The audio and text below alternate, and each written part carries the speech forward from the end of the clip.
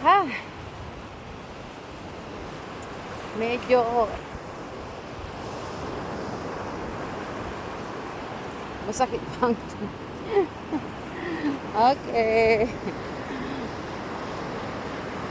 Good day. Ayan. Ganda, nagra-grounding na naman ulit tayo. Grounding.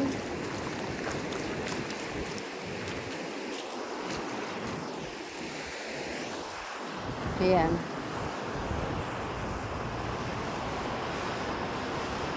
Lakad-lakad tayo dito sa beach and sasagap ng sariwang hangin.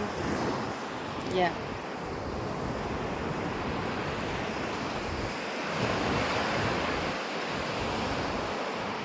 Magandang panahon ngayon kasi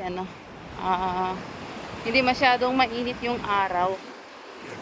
And at the same time, nakakakuha ka ng sariwang hangin. Good for the heart. Pag may difficulty ka in breathing dito sa beach.